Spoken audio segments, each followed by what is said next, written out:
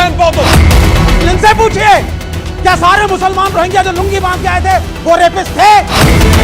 France ने बोला है, पोलैंड ने बोला है, इटली ने बोला है, ऑन रिकॉर्ड बोला है।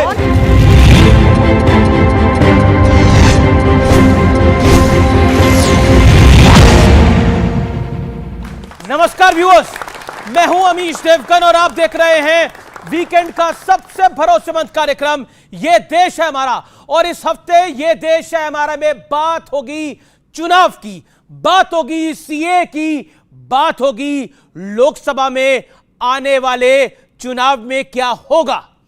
लोकसभा चुनाव का बिगुल जैसा आप जानते हैं कि अब बज चुका है। आने वाले कुछ महीनों के दौरान देश भर में जबरदस्त सियासी गर्मी महसूस होने वाली है और इसका एहसास अभी से व्यूअर्स होने लगा है, क्योंकि संसद से पास होने के करीब 4 साल बाद मोदी सरकार ने आखिरकार सीएए का नोटिफिकेशन जारी कर दिया। यानी अब सीएए देश में ऑफिशियली लागू हो चुका है। लेकिन सरकार के लिए ये जो सीएए वाली राह थी ये ना पहले आसान रही है और ना ही अभी ऐसा होता हुआ दिख रहा है, क्योंकि सीए के नाम पर सुनते ही ममता बनर्जी, असाउद्दीन ओवैसी, राहुल गांधी, स्टालिन, पी विजयन सब आग बबूला हो गए हैं, गुस्सा गए हैं। और कोई कह रहा है कि सरकार ध्रुवीकरण यानी कुल मिलाकर हिंदू मुसलमान करना चाहती है, इसलिए रमजान के पाक महीने में सीए को लेकर आई है। तो कोई कह रहा है कि सरकार लोगों को एक बार फिर से सड़क पर उतरने के लिए मजबूर कर रही है। दिल्ली सूबे के मुख्यमंत्री अरविंद केजरीवाल साहब ने तो एक कदम और आगे बढ़ा लिया है और वो कह रहे हैं कि जितना बड़ा पलायन आजादी के बाद हुआ था, सीए की वजह से उससे ज्यादा पलायन होगा। इसी बीच इन सारे आरोपों का जवाब देने के लिए जिम्मा खुद देश के गृह मंत्री अमित शाह ने संभाला। उन्होंने एक बार फिर साफ किया कि सीए से किसी भी भारतीय को डरने की आवश्यकता नहीं है, न परेशान होने की जरूरत है। हालांकि मोदी सरकार बार बार इस बात को दोहरा रही है, लेकिन विपक्ष इस मुद्दे को धार्मिक रंग देने में की भरपूर कोशिश कर रहा है। प्रश्न है कि क्या विपक्ष को डर है कि कहीं राम मंदिर की तरह सीए भी बीजेपी के लिए एक बड़ा मुद्दा इस चुनाव में बढ़ने वाला है, क्योंकि चुनाव की रणभेरी बढ़ चुकी है। क्या सीए लोकसभा चुनाव में राम मंदिर के साथ एक बड़ा फैक्टर साबित होने वाला है? आज इसी मुद्दे पर होगी देश की सबसे बड़ी पॉलिटिकल बहस। यह देश है हमारा में मेरे युवा मित्रों के साथ और कई मेरे साथियों के साथ आप सबका अभिनंदन है, क्योंकि लोकतंत्र के इस महापर्व में आज का यह पहला एडिशन है।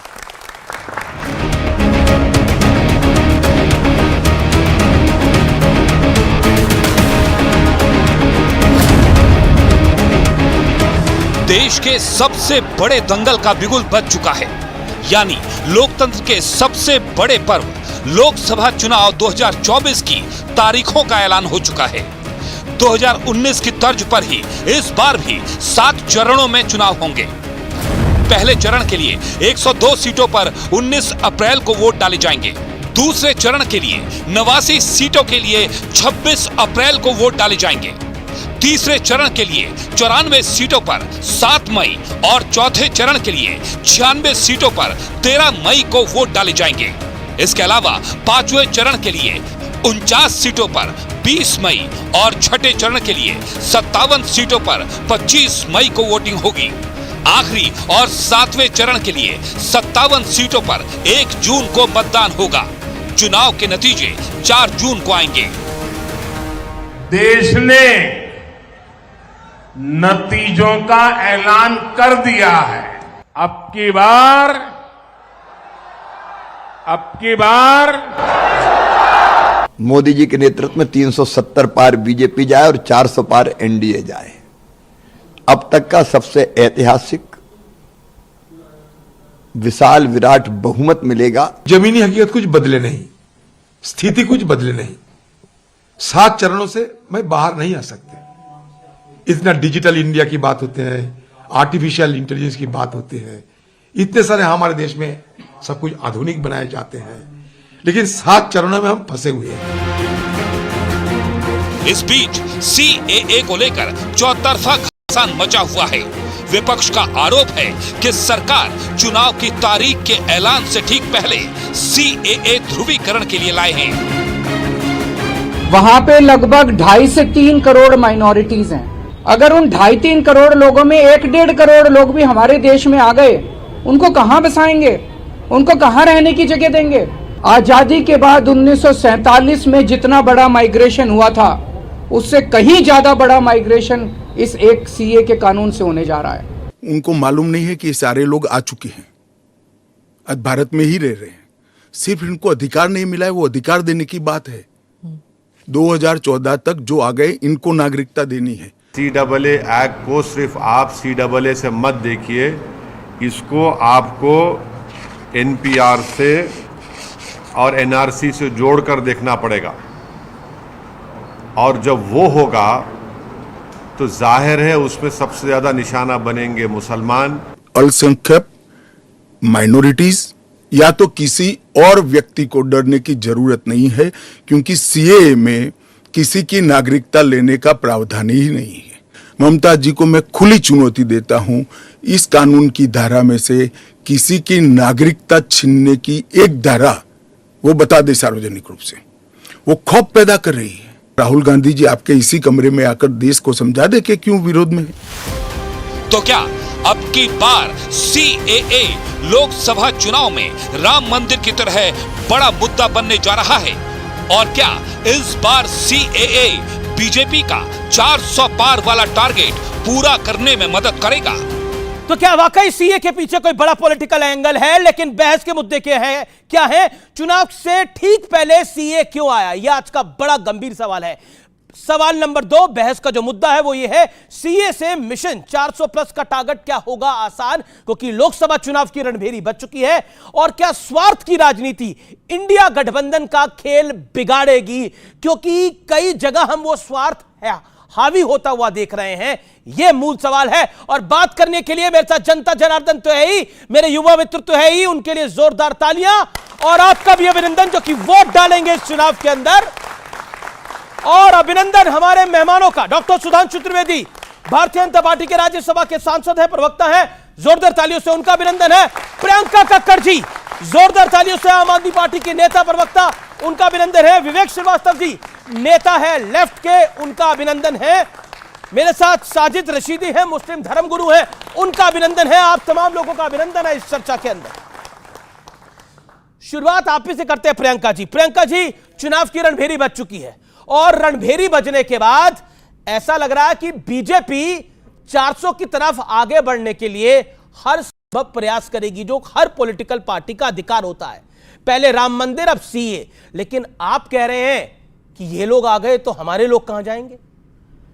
सभी को नमस्ते अमीश जी। हम लोग एक बड़ी सिंपल बात कर रहे हैं। देखिए आज जॉबलेसनेस का आलम देश में ये है कि उत्तर प्रदेश में 93,000 लोगों ने अप्लाई किया 64 पीएन जॉब्स के लिए। उसमें 50,000 ग्रेजुएट्स थे, 38,000 पोस्ट ग्रेजुएट्स थे और 3700 पीएचडी थे। इन्होंने पीएन की जॉब के लिए अप्लाई किया। अब अगर जितने भी इलीगल इमिग्रेंट्स हैं उनको आप अपने देश में नागरिकता दे देते हैं तो उनका हमारे बच्चों के संसाधनों में हिस्सा बढ़ता है, पहली चीज। दूसरी चीज, कल आपने देखा कि हमारे देश में किसान को आतंकवादी बुलाया जा रहा है। हमारी सरकार द्वारा रास्ते में कीलें बिछाई जा रही है, उनको दिल्ली नहीं आने दिया जाता, उनके ऊपर पैलेट गन्स बरसा रही है भाजपा। पर इलीगल इमिग्रेंट्स की इतनी हिम्मत हो गई कि वो सीएम निवास, एक चुने हुए पॉपुलर मुख्यमंत्री अरविंद केजरीवाल जी के खिलाफ बार बार उन्होंने माफी मांगने को कहा। पाकिस्तानियों ने एक हिंदुस्तानी सीएम को माफी मांगने को कहा।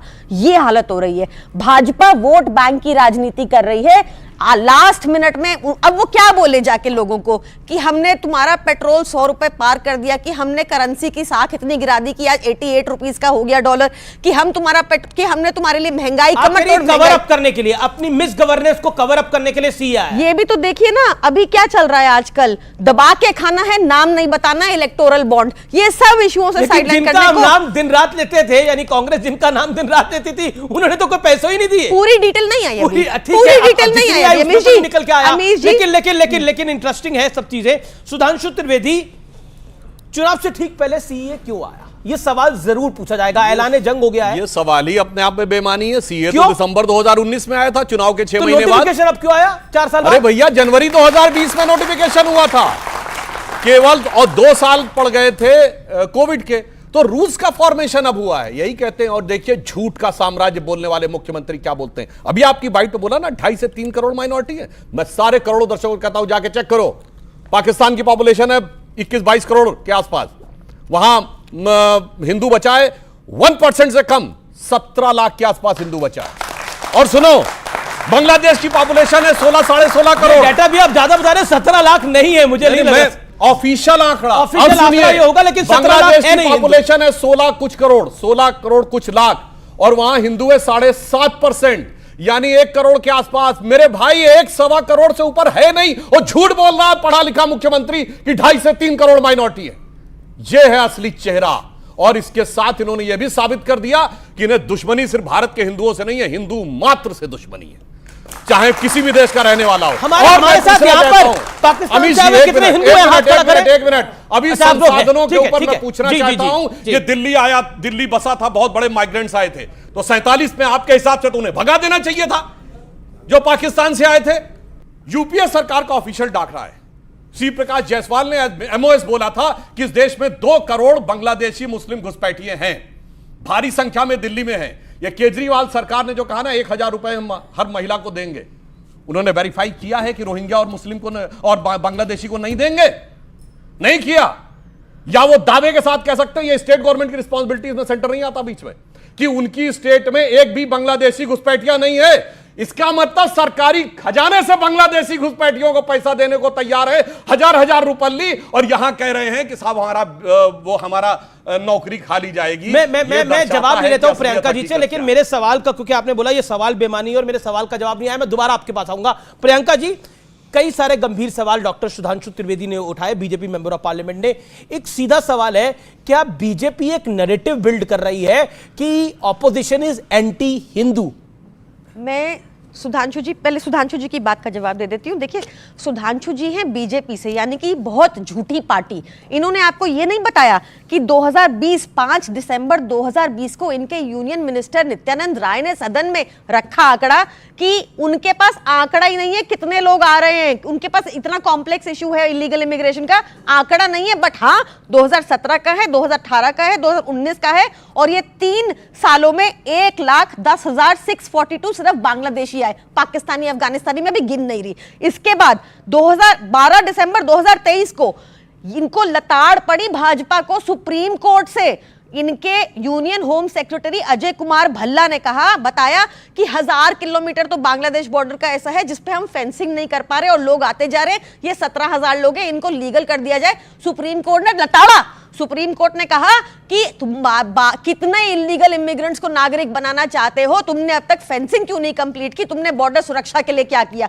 ये हुआ। यही बता रहे हैं अरविंद केजरीवाल जी बार बार कि अब तो लीगलाइज हो गई तो पाकिस्तान से कोई आ जाएगा, अफगानिस्तान से कोई आ जाएगा। मैं उसके ऊपर भी आऊंगा, फिर मैं आप लोगों के पास देखिए झूठेपन की हद होती है। इन्होंने कहा फेंसिंग नहीं हुई। मेरे प्रश्न का जवाब चाहता हूं, बांग्लादेश से लैंड बाउंड्री एग्रीमेंट कब हुआ? बोलिए, डेट बोलिए। मैं आप मेरे को बता दीजिए, बांग्लादेश से हुई कि नहीं हुई, आप ये बता दीजिए, हुई है कि नहीं हुई बताइए। मैं ये तो बता रहा हूं, बताइए। लैंड बाउंड्री एग्रीमेंट ही नहीं हुआ। अब पूरी बात सुनिए। बांग्लादेश से सीमा का निर्धारण ही नहीं था हमारी सरकार से पहले। 2017 में जाके लैंड बाउंड्री एग्रीमेंट हुआ, तब जाके बांग्लादेश के साथ सीमा डिमार्केट हुई है, वरना आधा गांव भारत में आधा बांग्लादेश में था। और अब फेंसिंग शुरू हुई है, और अभी तक केवल कुछ किलोमीटर यानी 100 किलोमीटर के आसपास की हुई है।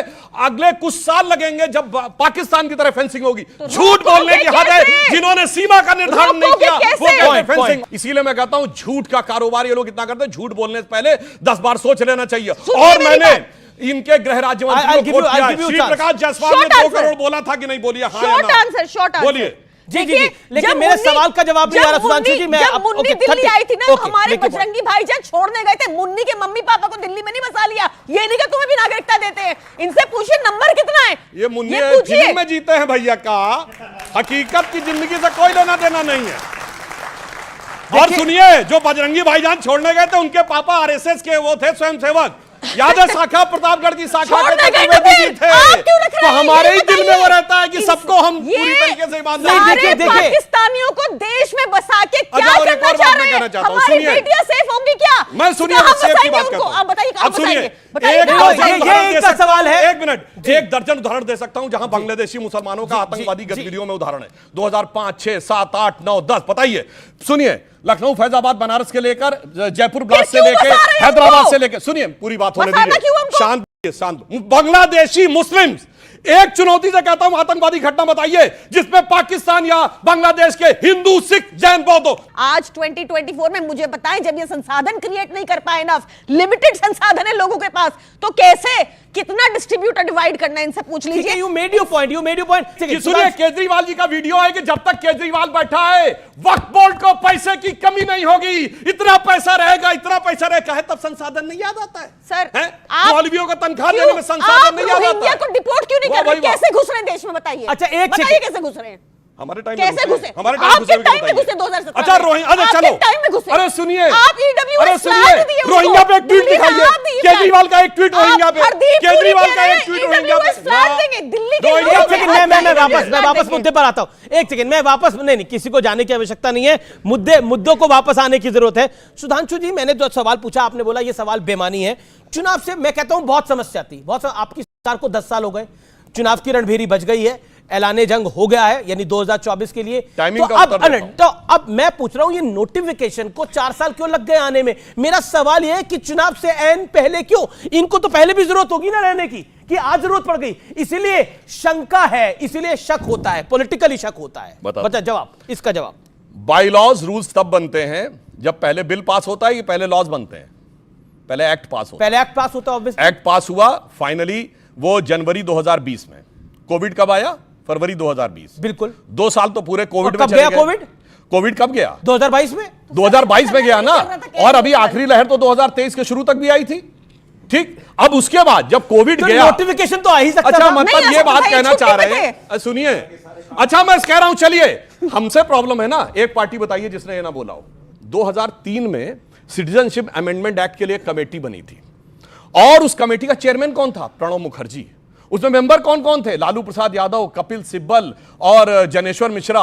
और उस कमेटी ने रिकमेंडेशन किया है कि पाकिस्तान, अफगानिस्तान और बांग्लादेश से आए हुए माइनॉरिटी को सिटीजनशिप देनी चाहिए। और उस कमेटी 2003 होम अफेयर्स मिनिस्ट्री की सिटीजनशिप अमेंडमेंट एक्ट की कमेटी के पॉइंट नंबर 9 में लिखा है कि पाकिस्तान, अफगानिस्तान और बांग्लादेश के मेजॉरिटी को नहीं देना है।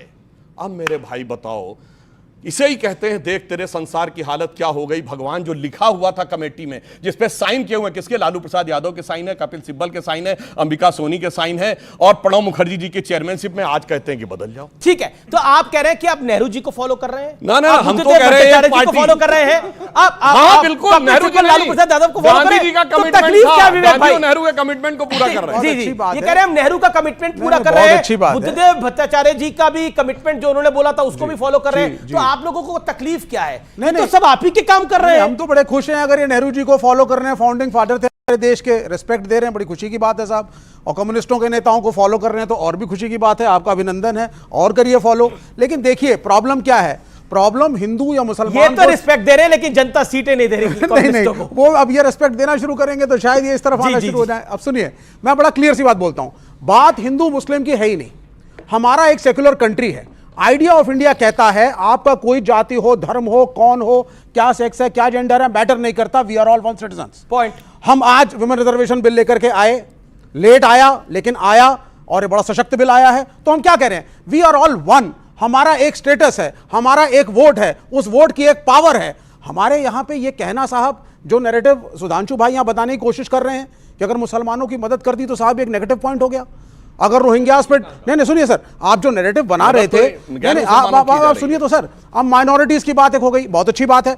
अगर किसी को मदद की जरूरत है, कोई कहीं माइनॉरिटी है, तो पूरी दुनिया के अंदर जो देश हैं वो संरक्षण देते हैं, रिफ्यूजीज को संरक्षण मिलता है, आप लाए। लेकिन हमारे देश में एक कानून था, आप पाकिस्तान से हैं, आप हिंदू हो, मुसलमान हो, सिख हो, कोई हो, बांग्लादेश से हो, आपको भारत की नागरिकता चाहिए, आपने एक फॉर्म भरा, आपने अप्लाई किया, केस टू केस एनालिसिस हुआ, लगा सरकार को आप ठीक आदमी हैं तो आप अंदर आ गए, सरकार को लगा आप ठीक नहीं है तो आप नहीं आए।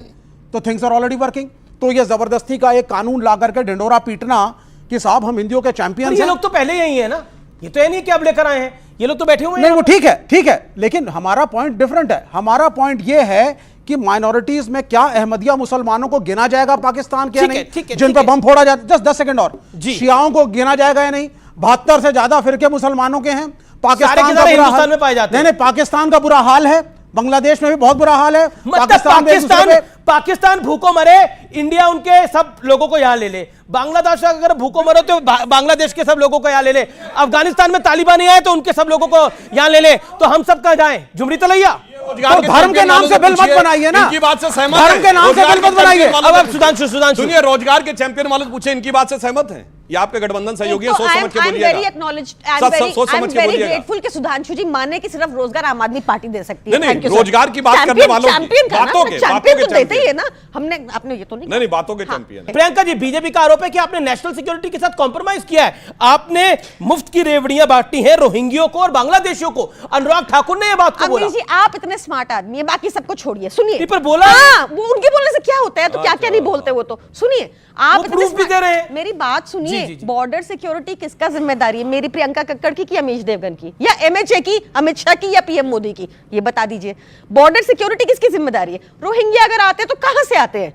कहां से आते हैं? नहीं, पर अगर बसे हुए हैं पिछले 15 सालों से, 15-20 सालों से, और उनको आधार कार्ड दिए जा रहे हैं, उनको फ्री की बिजली और पानी दिया जा रहा है, तो पाल कौन रहा है उनको? 2017 में बसाए गए। पीएम मोदी ने बड़े गर्व से कहा था, मैं रोहिंग्यास को दिल्ली में बसा रहा हूं, यहाँ पे पानी बिजली दूंगा। मनोज तिवारी ने 2 दिन पहले कहा कि हम इलीगल इमिग्रेंट्स को पानी बिजली देंगे। मैं कह रही हूं हमारे लोगों को बीजेपी आरोप लगा रही है, वो कह रहे हैं बीजेपी ने ही खुद करा है। देन रोहिंग्या को हम बसा रहे हैं, ये मोदी जी का बयान दिखाइए।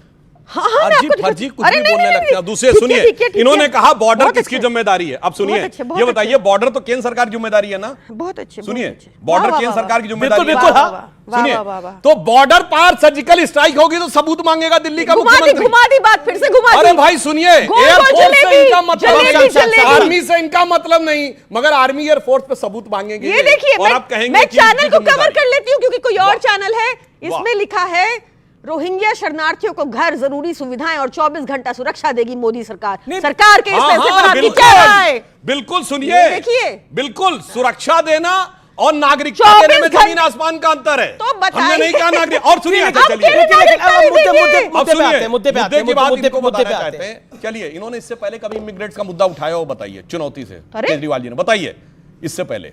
मतलब जबकि भारत में घुसपैठ का मुद्दा खूब था। टाइमिंग नहीं है साहब, यही सारी बात है। आपके लिए वोट बैंक है, इनके लिए भी वोट बैंक है। अब चक्कर क्या है ना, जब से कांग्रेस से मिलकर चुनाव लड़ रहे हैं ना, अब इन्हें डर लग रहा है कि सारा वोट कहीं उधर न चला जाए। शाहीन बाग मेरे दिल में है, बोला था मनीष सिसोदिया ने, बोला था कि शाहीन बाग, ये आप ही के चैनल पर रिकॉर्डेड इंटरव्यू है जिसमें बोला शाहीन बाग मेरे दिल में। शाहीन बाग तो मेरे दिल में है, और ये पाकिस्तानी हिंदू जो हैं ये अपराधी हैं, आतंकवादी हैं, बलात्कारी हैं। अब आपके दिल में क्या है समझ में आ जाता है। ठीक है, अब मैं रशीदी साहब के पास आता हूं। काफी देर से वो इंतजार करें, रशीदी साहब काफी देर से इंतजार करें। रशीदी साहब, ये चुनावों की बेला है तो ये सारा खेला है, इसीलिए सबको कोई रोहिंग्या के पास जाने की बात कर रहा है, कोई पाकिस्तानी हिंदुओं के पास जाने की बात कर रहा है। ये चुनावों की बेला इसीलिए खेला है। देखिए, आपके व्यूवर्स को अच्छी तरह समझ आ गया होगा इन दोनों की तूतू में से ये क्या बेला है, क्या खेला है। अच्छी तरह समझ गए होंगे सब व्यूवर्स। मैं सिर्फ इतना कहना चाहता हूँ, मैं इतना कहना चाहता हूँ, सवाल ये है कि बहुत पहले से प्रक्रिया चल रही है, चाहे कांग्रेस ने शुरू की या किसी ने भी की, लेकिन मुसलमानों को टारगेट करना, ये क्या हिंदुओं का तुष्टीकरण आज के वक्त में नहीं हो रहा है? टारगेट इसलिए हो रहा है, देखिए, ये लोग ये कहते हैं, और आप भी कहते हैं, कई बार शो में आपने भी कहा है कि साहब जो वहाँ मेजोरिटी है वो तो प्रताड़ित हो ही नहीं सकती। मैं ये कह रहा हूँ कि ठीक है, वहाँ प्रताड़ित नहीं होगी मेजोरिटी, तो फिर आपको ये बार बार कहने की जरूरत क्या है कि हम मुसलमानों को नागरिकता नहीं देंगे? जिसको देना दे दीजिए। तो वही तो कर रहे हैं। नहीं, बार बार चिल्ला क्यों रहे हैं? कहाँ का है? मुसलमान को नहीं देंगे, मुसलमान को नहीं देंगे, मुसलमान को नहीं। हर नेता तो चिल्ला रहे हैं। दूसरी बात आपने एक बहुत बड़ी लाइन बोली, और ये यहाँ पर व्यूअर्स साक्षी हैं, और उस तरफ जो स्क्रीन के उस पार देख रहे हैं वो भी साक्षी। आपने बोला देखिए मुसलमानों को ये लोग टारगेट कर रहे हैं। मैं पूछना चाह रहा हूं कि साजिद रशीदी कैसे टारगेट हो रहा है? आप भी मुसलमान हैं, आप कैसे टारगेट हो रहे हैं? टारगेट इसलिए आपकी नागरिकता जा रही है? जवाब है नहीं। टारगेट देखिए, सीए से हमें कोई नुकसान नहीं है और देश के किसी नागरिक को नुकसान नहीं है, पॉइंट नहीं है। लेकिन जब हम इस बात को कह रहे थे कि भाई जो लोग यहां आ गए उनको खाना पानी नागरिकता दीजिए, तो आप ही लोग चिल्ला के कहते थे उन्हीं को तो दे ये रहे कोई भंडारा खुला हुआ है क्या? इनको तो दे रहे हैं। नहीं नहीं, आप लोग कहते थे ये कोई भंडारा है क्या? यहाँ आप कोई मतलब रोहिंग्या की बात कर रहे हैं कि रोहिंग्या को भी देना अरे छोड़ दीजिए ना, रोहिंग्या का नाम मत लीजिए ना, रोहिंग्या का नाम लेके फिर आप तुष्टिकरण कर रहे हैं। किसको दे? जो भी है, जो भी है, तो उन्हीं को तो दे रहे हैं। आप लोग कहते थे कि ये भंडारा, यहाँ भंडारा थोड़ी खुला हुआ है, हम देश के लोगों को देखेंगे, बाहर से आने वालों को देखेंगे। आप लोग चिल्लाते थे। अच्छा, एक सवाल, मैं सिर्फ ये कहना, एक सवाल और मेरा, क्या 2024 के अंदर राम मंदिर के साथ साथ सीए मुद्दा होने जा रहा है? पॉलिटिकली आपको दिख रहा है? देखिए, मुद्दे तो इनके पास सारे हैं और धार्मिक मुद्दे हैं, सब मुद्दे धार्मिक हैं इनके। पर ये तो 5 सियासी मुद्दा इनका, एक मुद्दा सुधांशु त्रिवेदी आपके चैनल पर यह बता दें कि हमने इतने लोगों को रोजगार दे दिया, हमने इतने लोगों को कारोबार दे दिया, हमने इतने लोगों के आंसू पोंछ दिए। इनके पास है ही नहीं वो चीजें, इनके पास तो धर्म धर्म धर्म धर्म है। दूसरी बात, जितने लोग पाकिस्तान से इमिग्रेट होकर आएंगे या आ गए हैं, ये गारंटी लेते हैं उनमें आईएसआई के लोग नहीं होंगे। ठीक है, जवाब पॉइंट आया है। जितने लोग बैठे हैं, मैं दावे के साथ कह सकता हूं, आपका वैलिड सवाल है, बहुत सारे लोग आईएसआई के एजेंट निकलेंगे। चूंकि देखिए पहले भी यहाँ सुधांशु जी को सारे जवाब देने हैं। मेरी बात पूरी नहीं हुई। मैं ये कहना चाहता हूं कि एक बहुत दिनों बाद एक बहुत अच्छी चर्चा हो रही है, इसको सार्थक बनाने का प्रयास करते हैं। देखिए, डॉक्टर त्रिवेदी बात कही तो मैं बिल्कुल तथ्यात्मक जवाब एक वाजिब सवाल है। हमारी सरकार आने से पहले इंप्लॉय प्रोविडेंट फंड यानी कर्मचारी भविष्य निधि खाते 11 करोड़ ईपीएफओ, यानी जिसमें आप बता दे रहा हूं कर्मचारी अपना पैसा जमा करता है और उसका एम्प्लॉयर नियोक्ता भी पैसा जमा करता है। अब इस समय 26 करोड़ खाते हैं, तो इसका मतलब 15 करोड़ लोग ऐसे नए जुड़े हैं जिन्होंने अपने खाते में पैसा जमा करना शुरू किया। उनका कोई 16,000 लोग यूपी में टीचर बैठे हैं जिनको आप सैलरी नहीं दे रहे हो। 16,000 लोग दर कितनी है यूपी में? बेरोजगारी दर बोलिए ना। 16,000 लोग यूपी में बैठे हैं जो धरने प्रदर्शन कर रहे हैं, फिर भी जो बोलने लगे और सिर्फ 13,000 रुपए देते हैं उनको, वो भी नहीं दे रहे हैं। पिछले 10 साल से आंकड़ा आया, पिछले 10 साल से कैसे बिलबिलाने लगते हैं भाई। आंकड़ा नहीं, झूठा आंकड़ा है ये, झूठा आंकड़ा है भाई साहब, झूठा आंकड़ा झूठा है। सारी सरकार झूठ पे, सारी सरकार झूठ नहीं होता। मंत्री से लेकर आप पॉलिटिक्स IMF के साथ भारत में महंगाई का डाटा सैक्रोसेंट होता है। 600 करोड़ से, ये 600 करोड़ लोगों से वोट ले सकते हैं, लेकिन आप 600 करोड़ से वोट ले सकते हैं ये। अच्छा, हाँ, इतना झूठ बोलते हैं। देखिए, अगर मैं इनसे पूछूं IMF के हिसाब से भारत की विकास दर कितनी, वो तो हम नहीं तय कर रहे हैं ना। बोलिए बोलिए, नहीं बोल पाएंगे। सबसे ज्यादा है पूरी दुनिया में 7.2% के हिसाब से, और G7 G20 कंट्रीज में हम सबसे ऊपर हैं। इस समय महंगाई की दर भारत के अंदर 5.1 है। इकोनॉमिक इशू, धार्मिक इशू क्यों? धार्मिक इशू मैं वही बता रहा हूं, राम मंदिर सीए कारण क्या है? एक सेकंड सुनिए, धार्मिक इशू इन लोगों को नजर आता है, जहां मुस्लिम वर्ड कहीं लिखा ही नहीं है वहां इनको नजर आता है कि मुसलमानों के साथ भेद किया जा रहा है। अरे भाई, मुस्लिम वर्ड उसमें कहीं नहीं लिखा है, उसमें सिर्फ हिंदू, सिख, जैन, बौद्ध, पारसी और ईसाई लिखा हुआ है, कहीं कोई। और दूसरा वो क्यों है मैं ये भी बता देना चाहता हूं।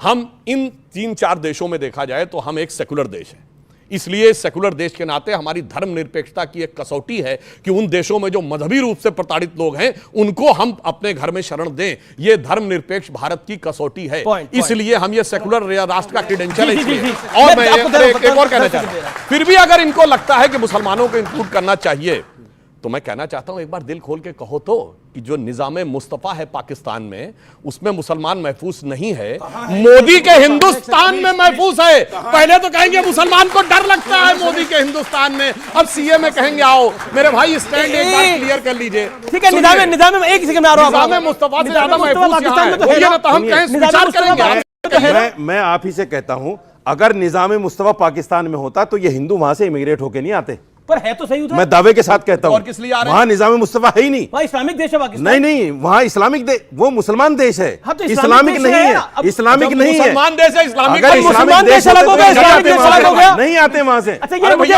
डिफरेंस बताइए। मैं विवेक जी बड़े कानून वहां का शरीय नहीं है। एक सेकंड, एक ये बड़ी डिबेट का विषय हुआ है कि इस्लामिक देश अलग होता है, मुसलमान देश अलग होता है। ये फर्क देखिए, मैं सुधांशु जी से पूछूंगा, ये बोलेंगे कि उनका विचार तो अलग ही होगा। आपसे मैं पूछता हूं, इस्लामिक देश और मुसलमान देश में फर्क क्या होता है? वो ये कहना चाहते हैं, नहीं वो क्या कहना चाहते हैं, बताइए फर्क क्या होता है? फर्क ये है कि हाँ भाई साहब, वहां मुसलमान बसते हैं लेकिन इस्लामिक अच्छाइयां वहां नहीं है, ये कहना चाहते हैं। नहीं, क्या सुनिए, अब मैं दूसरी बात कहता हूं, इस कॉन्स्टिट्यूशन की बात करता हूं मैं। आप इस देश के अंदर कोई भी बिल बनाते हैं, उसमें आप सेलेक्टिवली एक धर्म को साइड कर देते हैं। कहां साइड किया? एक मिनट, एक धर्म को साइड कर देते हैं और फिर आप कहते हैं साहब हमने हिंदू नाम लिया, बुद्ध नाम लिया, जैन नाम लिया, ये नाम लिया, हमने मुसलमानों का नाम नहीं लिखा। क्यों नहीं लिखा? मुसलमानों में अगर कोई प्रताड़ित, अगर आप बाकियों को संरक्षण दे रहे हैं, मदद करना चाहते हैं, प्रताड़ित है पाकिस्तान में 72 फिरके हैं। होने सुन लीजिए, अब मैं दोनों से बोलता हूं, पाकिस्तान में 72 फिरके नहीं है, नहीं है। ये किसने कह दिया आपको? नहीं है, नहीं बिल्कुल है, है, बिल्कुल है, ऑफिशियल आंकड़ा नहीं है, बिल्कुल है, नहीं है 72, बिल्कुल है, बिल्कुल है, बिल्कुल है, बिल्कुल है। मैं बताता हूं कौन। एक मिनट, अलग अलग फिरके हैं, अलग अलग फिरकों में लड़ाइयां हैं। अहमदियों को जो एक बड़ी कम्युनिटी है उसको मुसलमान इस्लाम से अलग कर दिया गया। उनके घरों पे बम फटते हैं, शियाओं की मस्जिदों में बम फटते हैं। मैं ऐसे बहुत से आपको सुना तो, लेकिन अगर आप ह्यूमैनिटेरियन हैं, हमारे हिंदू भाइयों की मदद कर रहे हैं, तो कोई मुस्लिम भाई भी आते हैं, चाहे वो रोहिंग्या हो, उनकी भी मदद करिए। कई आप धर्म के हिसाब से सिलेक्टिव नहीं हो सकते, धर्म के हिसाब से सिलेक्टिव नहीं हो सकते। सुधांशु बहुत अच्छा बोला, शियाओं की मस्जिदों में बम फटते हैं, मगर वहीं जहां मुस्लिम मेजॉरिटी में है, काबुल में भी फटते हैं, पेशावर में भी फटते हैं, सीरिया में भी फटते हैं, इराक में भी फटते हैं, पाकिस्तान, हिंदुस्तान में नहीं फटते हैं। इस्लामोफोबिया, इस्लामोफोबिया, क्योंकि यहाँ पे 70 साल से हमारा सेकुलरिज्म था, वहां नहीं फटते, क्योंकि यहाँ पे 70 साल से कांग्रेस और कम्युनिस्टों का सेकुलरिज्म था, इसलिए नहीं फटते। अच्छा, आपका जब से आया है तब से नमाज पढ़ते हुए लोगों को पुलिस वाले लात मारते हैं। सुनिए, ये आपका सेकुलरिज्म, वो गलत था, वो गलत है। का सेकुलरिज्म ये था कि तोप लगा के मस्जिद उड़ा देते थे। चेकोस्लोवाकिया, रोमानिया, चेकोस्लोवाकिया को छोड़कर भारत में आइए, और चाइना का सेकुलरिज्म भारत में आइए। जाके चेक करिए, कम्युनिस्ट सेकुलरिज्म ये है कि चीन में मस्जिद के ऊपर गुंबद नहीं हो सकता, जो गुंबद है सब हटवा दिए गए, दाढ़ी नहीं रख सकते, रमजान में पब्लिकली नमाज नहीं पढ़ सकते। आप चाहते हैं, क्या बात करते हैं? आप चाहते हैं ऐसा? ऐसा कोई नहीं चाहता। आप जवाब दीजिए। विषय पर आते हैं। मेरे साथ कई सारे यहाँ पर व्यूअर्स हैं, ऑडियंस है, जो कि सवाल पूछ रहे थे। क्या सवाल है आपका? पूछिए, खड़े होके पूछिए। सर, मेरा क्वेश्चन ये है कि आसपास हमारे बहुत सारे मुस्लिम देश हैं, दुबई है, इराक है, ईरान है, पर हिंदू देश तो एक ही है।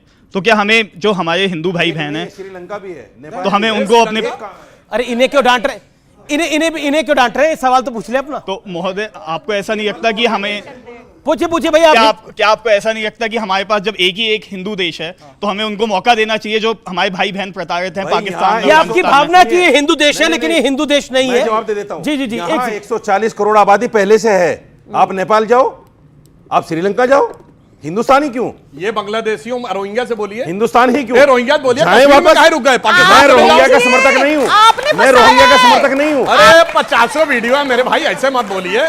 खूब डिबेट टीवी पे डिबेट किए हैं। ये देश है हमारा में रुकेंगे एक अंतराल के लिए, लेकिन अंतराल के उस पार कुछ सवाल होंगे जो कि बहुत बड़े हैं, और राम मंदिर के मुद्दे पर पब्लिक की क्या ओपिनियन है वो भी जानने और समझने की कोशिश करेंगे। आप देखते रहिए व्यूअर्स, ये देश है हमारा का बेहद विशेष एडिशन, क्योंकि चुनावों की रणभेरी बच चुकी है। एक माँ के 6 पुत्र को हमने कफन से हाथ धोए, हमने कफन से हाथ धोए।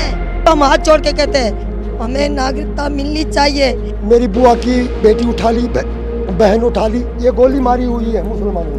ये गोली घर छोड़ दो, न तो मुसलमान बन जाओ।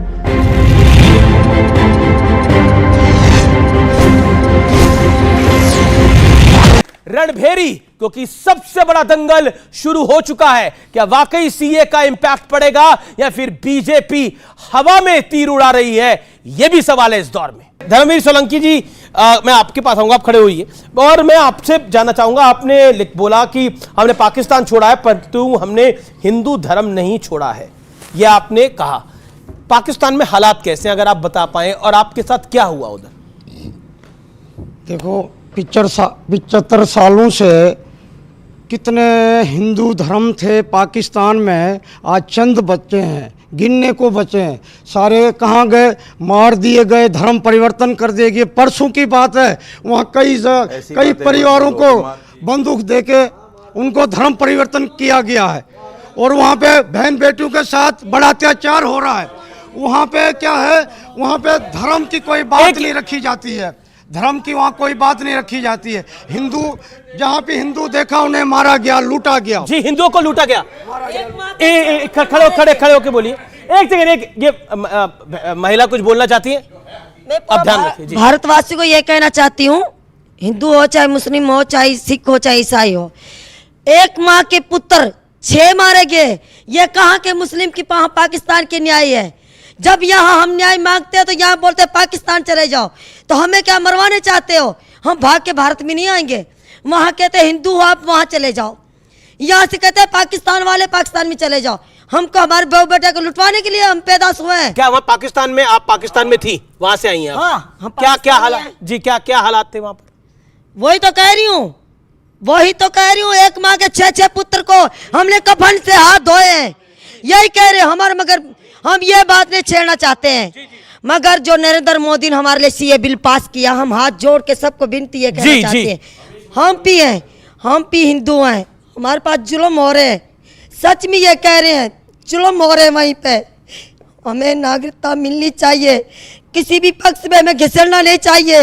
हम सबको, हिंदू को, सिख को, ईसाई को, जो मुस्लिम है उसको हम हाथ जोड़ के कहते हैं, नहीं तो वहाँ जाओ, जो भी पक्षबाजी हमारे ले रहे वहाँ पे जाओ, वहाँ के जाके हैं 2-3 दिन तो निकाल लो, चाहे मुसलमान हो या के हिंदू मुसलमान। पाकिस्तान भी जाके देखोगे क्या हाल है पाकिस्तान में जाके। रशीदी साहब देखिए, एक मैं बिल्कुल आप लोगों को मौका दूंगा, आप लोगों की आंखें भर गई हैं, आपको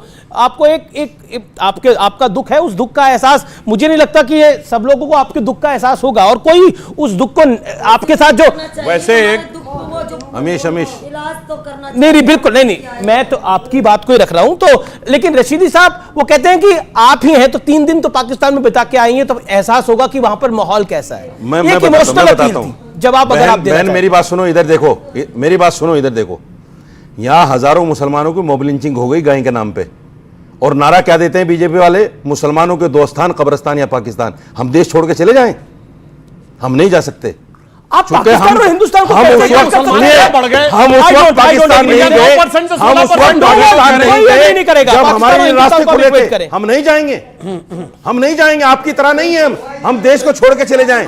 हम अपनी मिट्टी को छोड़ के नहीं जा सकते। एक सेकंड, क्या कहना चाहते हैं आप? छोड़ सकते हैं अपनी मिट्टी को, हम अपनी मिट्टी को नहीं छोड़ सकते। आपने कहा था कि ये हिंदू शरणार्थियों को देखो, आईएस के लोग अंदर शामिल हैं, आपने ये कहा था अभी। दूसरी बात ये मैडम ने कहा था कि केजरीवाल को पाकिस्तान ने कहा है कि माफ़ी मांगो। अरविंद केजरीवाल ने सीएम होकर दिल्ली का, हमारे प्राइम मिनिस्टर ने बिल सीए को पास किया है, उसने क्या कहा है, और हमें कुछ देने के बजाय सिर्फ गाली दी है। क्या कहा है? इनके बच्चे आतंकवादी हैं, ये आतंकवादी हैं, और ये आए हैं, हम मकान देंगे, हम इनको कहां से रोजगार देंगे, हम इनको नौकरियां देंगे। आज तक अरविंद केजरीवाल, मैं कहना चाहता हूं आपको, मैं कहना चाहता हूं, आपने किसी शरणार्थी को कुछ 1 किलो आटा दिया है जो आपने इतनी बड़ी बात की है? जी आप ये आप प्रियंका जी, आपसे सवाल है, इनको रेपिस्ट कहा गया, इनको मतलब बलात्कारी कहा गया, इनको आतंकवादी कहा गया, किस बिना के ऊपर? ये लोग अपना घर बार सब लुटवा कर, मतलब, और जो यहाँ पर महिला ने बात बताई, वो मतलब औरतों के साथ वहां क्या हो रहा है वो भी उन्होंने कहा। सर एक सेकंड, follow the procedure, follow the rule sir, follow the rule. Priyanka ji screen कहां हो गए 24 और हिंदू मुसलमान करा दो। रशीदी साहब प्लीज, जब वो बोलते हैं कि ये लोग बलात्कारी होंगे या फिर ये लोग जो है वो आतंकवादी होंगे, ये लोग प्रताड़ित हैं, धार्मिक प्रताड़ना से। देखिए, मैं आपको एक बड़ा प्रैक्टिकल सच बताती हूँ। देखिए, 2 तरह से इलीगल इमिग्रेशन हो रहा है ना देश में। एक तो जो पासपोर्ट वीजा पे आए थे और उसके बाद वो पासपोर्ट अपना छोड़ दिए और यहाँ की नागरिकता लेना चाहते हैं। दूसरा इलीगल, जिनके पास कोई पासपोर्ट नहीं है, जो बॉर्डर से ऊपर पहाड़ों से आ रहे हैं, जैसे हमने उस बजरंगी भाईजान में देखा। एक वो तरीका है ना, और दोनों ही तरीके इलीगल माने जाते हैं। मैं आपसे सिंपली पूछ रही हूँ, आपको नहीं, देखिए सिर्फ आप नहीं है, व्यूअर्स बाकी भी हैं। अब मैं आपसे सिंपली पूछ रही हूं, हमारे देश में पहले ही 140 करोड़ लोग हैं, हमारे देश में पहले ही संसाधनों की बहुत कमी है। हमारी सरकार एकदम निकम्मी सरकार है जो ना इलीगल इमिग्रेशन को रोक पाई, मिली भगत है उनकी, ना वो अपने हिंदुस्तानियों को 80 करोड़ भारतीयों को उन्होंने सरकारी अनाज बलात्कारी कैसे हो गए? तो सिंपल है ना, ये उदाहरण के बाद उदाहरण आतंक चलाया, उदाहरण दे दें जो अरविंद जी ने बोला और बीजेपी ने बोला ये इनसेंसिटिव। आप सुनिए, जो बहुत बार इतनी गरीबी है, कुछ हमारे पास संसाधन नहीं है, क्राइम बढ़ता है सामने, उसके बाद लोग जानबूझ से क्राइम करते हैं, पेटी क्राइम, ताकि जेल में रहे, जेल से ड्रग्स माफिया चलता है।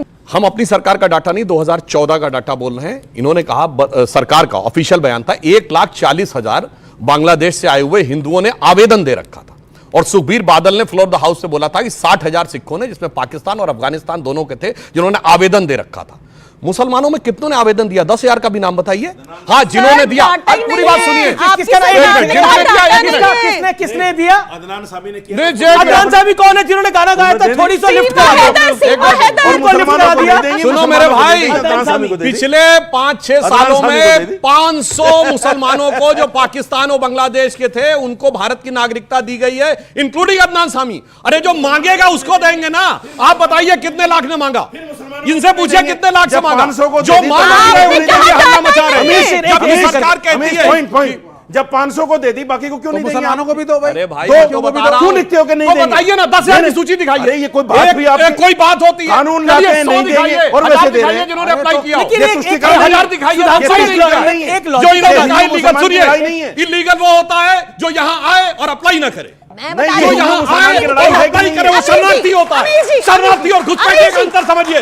2 करोड़ बांग्लादेशी थे, आप 2 लाख की दिखाइए जिन्होंने अप्लाई किया। इसमें झूठ बोलने की मध्य प्रदेश में जम्मू में भाजपा के IT सेल में ISI के मेंबर पकड़े गए। आप कैसे बताएंगे कौन ISI का मेंबर आया यहाँ पे, कौन स्पाई आया इंडिया का यहाँ पे? आप तो सबको नागरिकता दे रहे हैं जी।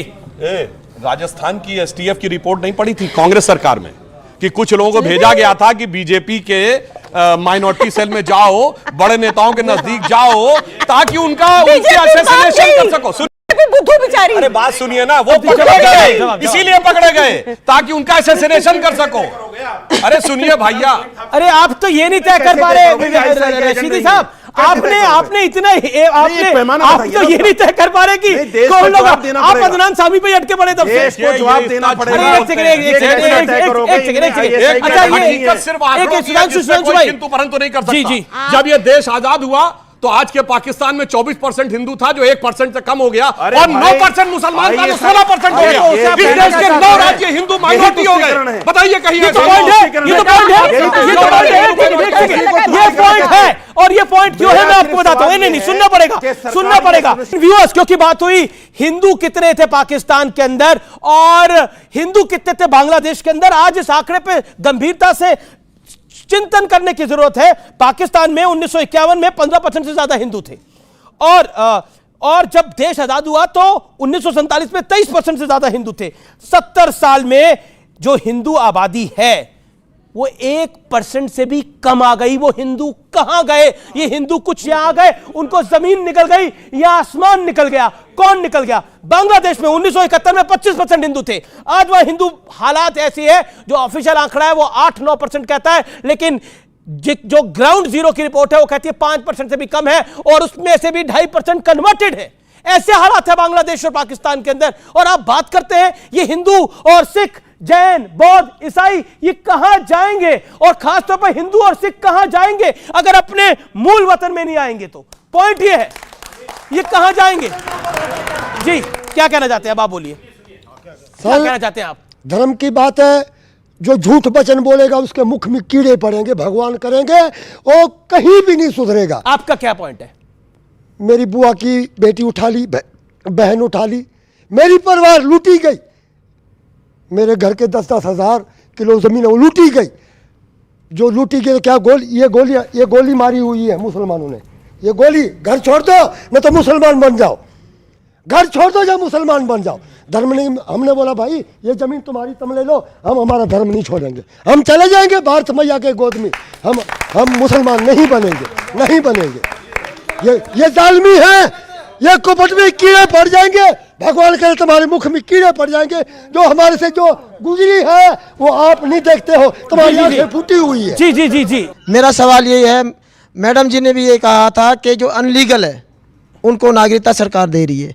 अगर हमारे पास सब पासपोर्ट, वीज़ा, हर चीज़ हमारे पास सब सेफ्टी, आज 2025 तक हमारी वीज़ा वैलिड है, हम वैसे बगैर छुप के नहीं रह रहे, सरकार के अंडर में सारा प्रोसेसिंग है। लेकिन कुछ नेता आरोप लगा रहे हैं कि आप लोग बलात्कार करते हैं, आप लोग आतंकी बन जाते हैं। ऐसा करो ना, ऐसा कीजिए, पुलिस है, CBI है, IB है, सबसे पता है लोगों को। ठीक है। देखिए 2024 की ऐलान जंग हो गई है और न्यूज 18 का एक बहुत बड़ा मैसिव ओपिनियन पोल हुआ जिसमें एनडीए को 411 सीटें 543 में मिलती हुई दिख रही हैं और अकेले भारतीय जनता पार्टी को 350 सीटें का रिकॉर्ड बनने का आसार है, ऐसा ओपिनियन पोल दिखा रहे हैं। और इस देश में 5 ओपिनियन पोल आए हैं, अधिकतर का इशारा यह है कि बीजेपी एक बहुत बड़ी जीत की तरफ जा रही है और इसमें कोई दो राय भी नहीं है कि बीजेपी हो सकता है, बीजेपी को लास्ट टाइम 303 मिली थी, इस बार 303 के तो पार होगा नंबर।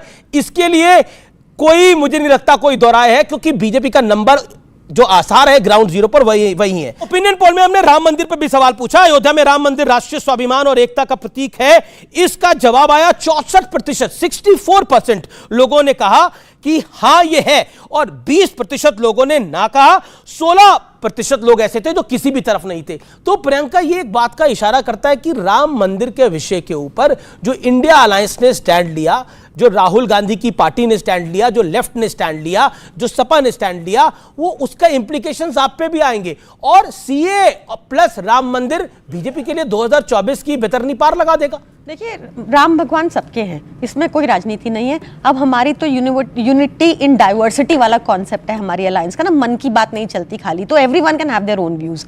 दूसरा, इन्होंने बार बार क्योंकि एक मुद्दा उठाया और एक क्लोजिंग कमेंट है तो बहुत जरूरी है बताना, हरदीप पुरी जी ने सेंट्रल गवर्नमेंट को धन्यवाद दिया सार्वजनिक तौर पे कि रोहिंग्यास को ईडब्ल्यूएस फ्लैट दे दिए दिल्ली में, जो दिल्ली की जनता के लिए थे। यही हमारी आपत्ति है, आप क्राइम बढ़ा रहे हैं, आप हमारे संसाधनों को हमारे नागरिकों की बजाय इलीगल इमिग्रेंट्स को दे रहे हैं। कनाडा से सीखिए, जिसने एक टाइम पे सबके लिए नागरिकता खोल दी, वहां पर लॉ एंड ऑर्डर सिचुएशन बिल्कुल चरमरा गई और आज बहुत ही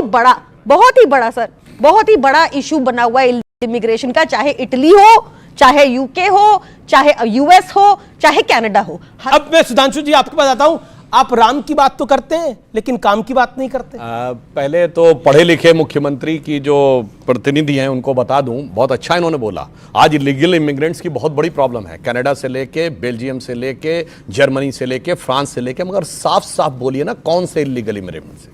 उन देशों ने बहुत साफ बोला एक ही प्रकार के इलीगल इमिग्रेंट से प्रॉब्लम है, बाकी किसी से नहीं। और मैं बताना चाहता हूं दूसरे, बिल्कुल उन्होंने बोला है, उन्होंने बोला है 100%। ये फ्रांस ने बोला है, पोलैंड ने बोला है, इटली ने बोला है, ऑन रिकॉर्ड बोला है, और अमेरिका के राष्ट्रपति डोनाल्ड ट्रंप ने बोला। अब सुनिए, ये अनफेयर हो जाता है, वो अपनी टर्न पे बोल रहे हैं, मैं तो किसी के में नहीं बोलता। बीच में किसी के देखिए कैसा दिल धड़कता है, मुसलमान मतलब यूरोप के मुसलमानों के लिए भी कैसा दिल धड़कता है, फिलिस्तीन के मुसलमानों के लिए भी कैसा निकाल दो हिंदुस्तान के मुसलमान को।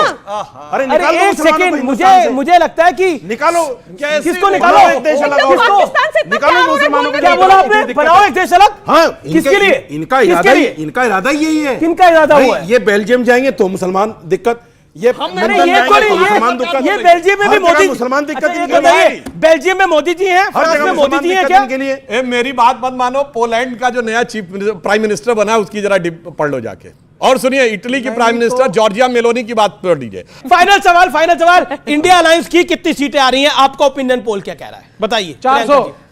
400 पार, INDI है 400 पार। सुनिए, मेरे पास चंडीगढ़ मेयर इलेक्शन की तरह वो नहीं है कि फर्जी वोट में कर दूं, और ना ही वहां सीसीटीवी है, तो ना ही मैं भगवान हूं।